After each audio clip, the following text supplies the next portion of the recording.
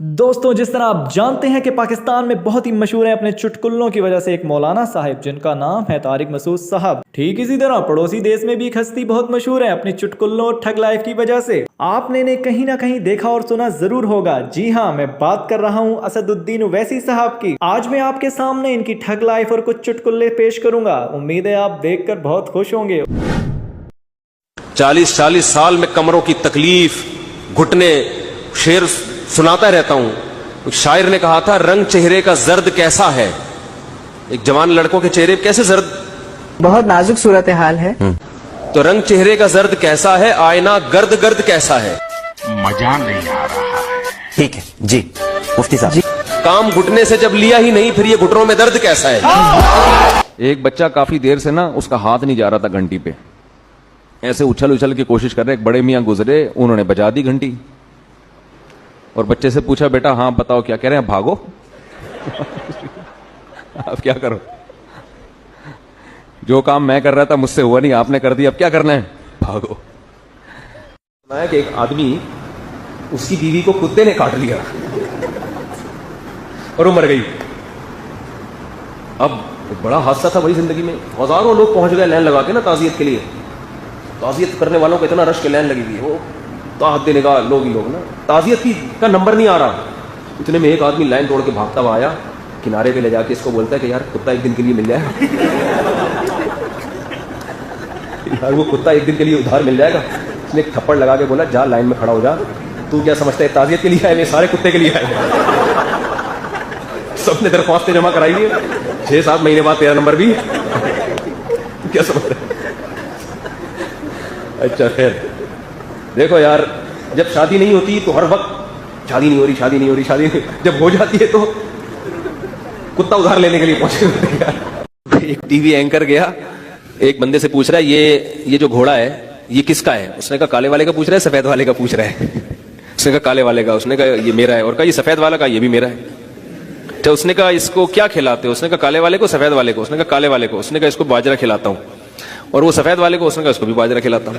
ये TV anchor जो है ना, ये बहुत खून चूस लेते हैं। तो उन लोगों के लिए किसी ने ये हल सोचा है कि इनसे खुद ही उल्टे उल्टे जो ज्यादा खून चूस रहा हो ना। उसने कहा इनको नहलाते हो। उसने कहा काले वाले को, सफेद वाले को। उसने कहा काले वाले को। हाँ नहलाता हूँ। और कहा सफेद वाले को, कहा उसको भी नहलाता हूँ। अब ये इंटरव्यू लेने वाले को गुस्सा आना शुरू हुआ। कहता है यार ये क्या मजाक है यार, ये जब दोनों काम दोनों के साथ करते हो तो ये काला वाला और सफेद वाला क्या रट्टा लगाया हुआ है। उसने कहा असल में काला वाला मेरा है। उसने कहा और सफेद वाला, उसने कहा वो भी मेरा है। क्या क्या वो भी मेरा। तो वो बेचारा का खून जल गया। उसने कहा आइंदा मैं 6 महीने की छुट्टी ले ली उसने। दिन पहले एक दूल्हा से मेरी मुलाकात हुई, वो ऐसा वीआईपी सेटअप माशाल्लाह। अब सब मेरे साथ सेल्फियां ले रहे हैं, मुफ्ती साहब आए हुए। और दूल्हा स्पेशल कि मुफ्ती साहब के साथ सेल्फी लेनी है, मुफ्ती साहब को जाने नहीं देना। लेकिन जब दूल्हा आया है ना, इतनी टेंशन में मुझे मुसाफा भी नहीं किया, वो भूल गया मुफ्ती। हालांकि मैं उसके इंतजार में बैठा हुआ, आया और फिर ऐसे जाके बैठ गया। और मैं खुद ही जा रहा हूँ उसके साथ कि भाई तू मेरे साथ सेल्फी ले ले, तेरी वजह से बैठा हुआ। अच्छा चलो ले लो भाई सेल्फी। मुंह लटका हुआ उसका। मैंने पूछा, मैंने कहा यार ये इसको हो क्या गया, ये तो एक किस्म की बेकरामी सी हो रही है मेरी यहाँ पे। इतनी तो अपनी शादी में भी मेरी बेइज्जती नहीं हुई, ठीक है ना, तो ये क्या हो रहा है। उन्होंने कहा भाई मुफ्ती साहब इसका दिमाग आउट हो गया है, जो माल दिखाया गया था ये तो मेरे अपने अल्फाज हैं, जो पीस दिखाया गया था वैसा मिला। इतना करोड़पति आदमी है तो इसकी तो बड़ी उमंगे थी, ये धूम। पता चला भाई वो तो ये निकाह वाले दिन बहुत खुश था, रुखसती के बाद ये खुश नहीं है, ये बड़ा पछता रहा है। हमने कहा अब तो हो गया, अब तो बर्दाश्त करो, ठीक है ना। वो एक आदमी ने कहा ना कि एक खातून ने अपने मियाँ से कहा कि जब वो अपने मियाँ का सर दबा रही थी, कह रही थी कि जब आपकी शादी नहीं थी तो सर कौन दबाता था। तो उसने कहा उस वक्त सर में दर्द होता ही नहीं था, सर दबाने की जरूरत ही नहीं थी। एक आदमी ना बैठा हुआ सिगरेट पी रहा है, टेंशन में ना सिगरेट की कश ले रहा है। बाज लोगों की आदत होती है जाते ही ना किसी के खाने में शरीक हो जाएंगे, फिर पूछते हैं कि कैसे आना हुआ।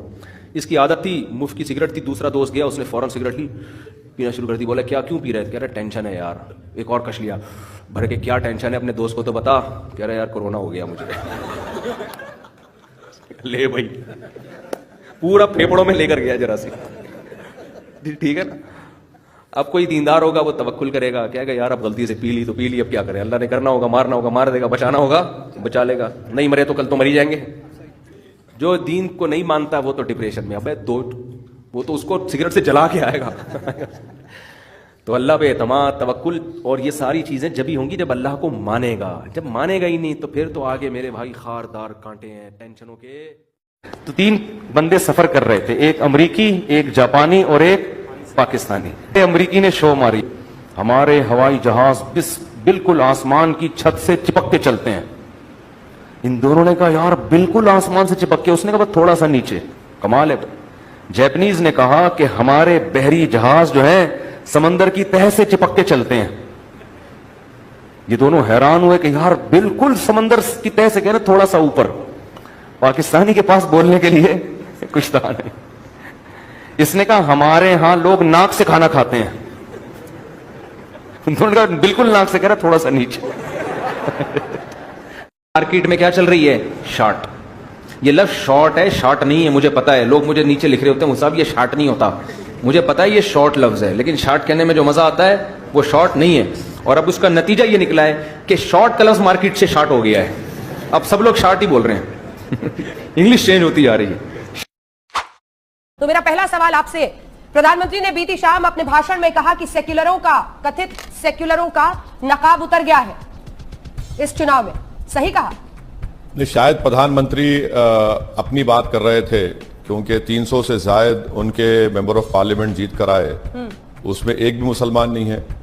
तो शायद वो अपने आप के लिए कह रहे थे कि अब हमारा सेकुलरिज्म का निकाब नहीं रहा। होंगे वर्धा वैसे जी उन्होंने कब कहा कि हम सेक्युलर हैं? अच्छा, तो वो सेकुलर नहीं है। मैं समझ रहा था कि हिंदुस्तान के प्रधानमंत्री हैं, हिंदुस्तान के संविधान पर उन्होंने ओथ लिया है जिसमें लफ्ज सेकुलर प्रियम्बल में लिखा हुआ है। अगर वो नहीं मानते तो बहुत अच्छा है। आप आज इंकशाफ हो रहा है, आपकी बात से मालूम हो रहा है कि प्रधानमंत्री कभी सेकुलर थे ना कभी रहेंगे। मेरा मुंह निकल गई। मैं दूसरे नजरिए वाला सवाल रख रही हूं, तो मुझे ऐसा लग रहा है कि आप नजरअंदाज कर रहे हैं। मैं सिर्फ सवाल रख रही हूं सर। नहीं मैडम, आप देखिए, मेरी आपसे बड़ी अदबन गुजारिश है कि आप बीजेपी के स्पोक्सपर्सन की तरह कह रही हैं। मुझे आप सवाल करिए, मैं रात भर बैठने को तैयार हूं। तकलीफ अगर आपको हो रही है तो इससे आप अपने आप को एक्सपोज कर रही हैं कि आप बीजेपी को चाहती हैं। मजमून भाप लेते हैं लिफाफा देख के, या ना लिफाफा ना खत, और मजमून पे चल रही है धड़ाधड़ बयान, धड़ाधड़ बयान। नहीं ऐसा नहीं है। नहीं एक सेकंड सुधांशु जी, मॉडल तो ये है ना असम का एनआरसी और सीए। एक मिनट सर, ये बताइए, आपने 2003 के रूल्स पढ़े? It was at this moment that he knew he fucked up. ये फंस गया। आपने पढ़े 2003 के रूल्स सिटीजनशिप के? अरे बाप रे, ये तो धोती खोल रहा है। आपने पढ़े नहीं पढ़े? हाँ बिल्कुल पढ़े। अच्छा, तो ये बताइए रूल 4 क्या है? उसमें सिटीजनशिप अमेंड करके देने की बात कही गई। नहीं, गलत कह रहे हैं आप। रूल 4.3 आप नहीं पढ़े सर। मैं आपको रिक्वेस्ट कर रहा हूँ, आप पढ़े लिखे आदमी है बीजेपी में, मैं आपको सबसे काबिल पढ़ा लिखा मानता हूँ। अगर आप ही नहीं पढ़े हैं तो कोई नहीं पढ़ा होगा। वक्त थे, आज मजलूम हो गए, क्योंकि सेकुलरिज्म के जाल में ऐसे फंसे कि उलझलूल हो गए। नरेंद्र मोदी सुधांशु साहब को 2024 तक मिनिस्टर नहीं बनाए तो मुझे यकीन है कि बहुत बड़े शायर बन जाएंगे। और मुझे ये बात भी यकीन है कि कभी नहीं बनाएंगे इनको, क्योंकि इनका हाथ मैं देख चुका हूं।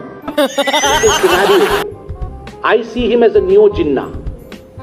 N-E-O neo Jinnah. N-E-O neo Jinnah. अरे संपित बच्चा है, बच्चों के बारे में नहीं बोलते, बच्चों के बाप से मुकाबला है हमारा, हम बाप को बोल रहे हैं। तो संपित बच्चा है, अभी छोड़िए ना। आप जब बड़े बात करते हैं तो बच्चों को टाई टाई नहीं करना चाहिए। मैं तो कुछ और ही समझ रहा था।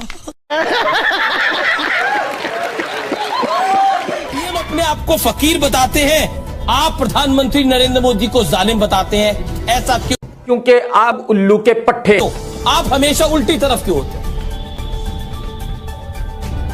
क्योंकि मैं बीजेपी और आरएसएस के खिलाफ हूं, तो जब उनकी मुखालिफत करूंगा तो आपको उल्टी लाइन नजर आएगी।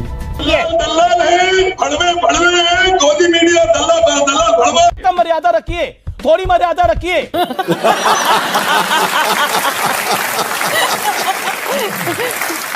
एक सीधी सी बात मुझे बताइए कि आप कुछ महीने कुछ दिन पीछे जा रहे हैं ओवैसी जी, लेकिन आप 2010 का जिक्र नहीं कर रहे। आप तो कहते हैं कि आप कांग्रेस के भी खिलाफ हैं, आप बीजेपी के भी खिलाफ हैं, लेकिन जब कांग्रेस 2010 में एनपीआर लेकर आई थी तब आपने ये विरोध नहीं किया था। जो मनमोहन सिंह के जमाने में एनपीआर हुआ था, क्या उसमें सिटीजनशिप से कनेक्शन किया गया था? क्या उसमें सिटीजन आपकी और मेरी सिटीजनशिप को वेरीफाई किया जा रहा था? नहीं, अब के बाद किया जा रहा है। क्या उस वक्त ये पूछा गया था कि मैडम श्वेता के वालिद वालदा का नाम और उनकी डेट ऑफ बर्थ और डेट ऑफ प्लेस क्या है? नहीं पूछा गया, अब पूछा जा रहा है। भैया जी आप तो। क्या उस वक्त श्वेता मैडम से पूछा गया था कि आपका मोबाइल नंबर दीजिए, आपका पासपोर्ट दीजिए? क्या वो मैंडेटरी था? अब मैंडेटरी कर दिया गया है। तो यही तो मैं कह रहा हूं, इसमें और उसमें फर्क है। ये फर्क है जो बयान कर रहा हूं।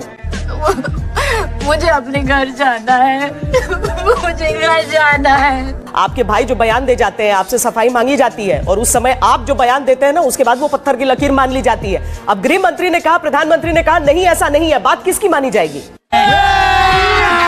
अभी मजा आएगा ना भिड़ो। देखिए मैडम, आप मेरे सवालात का जवाब हजम नहीं कर पा रही हैं, इसीलिए आप चले गए मेरे भाई पर। आप डिबेट मेरे भाई पर कर रहे हैं तो उनको बुला लीजिए, मैं चला जाता हूं। अगर आप डिबेट कर रहे हैं कि अमित शाह ने जो कहा वो सच है या झूठ है, तो मैं तैयार हूं। मेरा तो इतना लाइफ खराब हो गया है, इतना लाइफ खराब हो गया है मेरा। मैं आपको मिनिस्ट्री ऑफ होम अफेयर्स के वेबसाइट से कोट करके बता रहा हूं और आप दूसरी जगह चले जा रहे हैं। मैडम, कब तक आप लोग गवर्नमेंट को सपोर्ट करते रहेंगे? मत करिए ना। देखा आपने लापरवाही का नतीजा है। कभी सच्चाई को तो मान लीजिए। अगर मैं झूठ कह रहा हूं तो आप आधे घंटे के बाद मुझे बुला लीजिए, मैं तैयार हूं सुनने के लिए। मैं तो मिनिस्ट्री ऑफ होम अफेयर्स के वेबसाइट से कोट करके बता रहा हूं आपको डिफरेंस। ये गान फट कर मैंने नहीं बनाया। कभी कभी झुक के भी बात कर लिया कीजिए। नहीं सर, झुकना मुझसे नहीं होता सर, झुकना नहीं होता। मैं सिर्फ अल्लाह के आगे झुकने वाला हूं। और अगर आप मेरा दिल जीत लेंगे, अगर आप मेरा दिल जीत लेंगे तो यकीनन मैं सब चीज कुर्बान करने तैयार हूं आप पे। अरे तुम तो बड़े हैवी ड्राइवर है भाई। जो एकदम जो फर्स्ट इम्प्रेशन आता है वो आता है, हम सब की शिनाख्त तो हिंदुस्तानी है। आप हैदराबाद में रहें या अहमदाबाद में रहें, आप गाजियाबाद में रहें या आप इलाहाबाद में रहें। बिल्कुल बिल्कुल बिल्कुल। तो आप ये कहेंगे कि देश के प्रधानमंत्री हैं तो गुजराती नहीं है? गुजरात से नहीं आते वो। अमित शाह देश के गृह मंत्री हैं, गुजरात के नहीं है। राजनाथ सिंह देश के डिफेंस मंत्री, वो उत्तर प्रदेश के नहीं है। मैडम, यही तो समझ आ रहा हूं कि भारत में जो फेडरलिज्म का कॉन्सेप्ट है ना, स्टेट्स की आइडेंटिटी है, हम स्टेट्स को मानते हैं, ये सब मिलके हम तमाम को भारत का शहरी बनाते हैं। ये तो कोई अलग अलग तो नहीं है ना। हाँ, मेरी आइडेंटिटी है, आप भी कोई स्टेट से आती होंगी, आप भी कोई शहर से आती होंगी, और आप उसके बाद भी आप कहते हैं कि हाँ मैं भारत की शहरी हूं।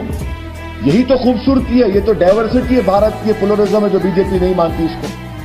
किसी को तो छोड़ दीजिए।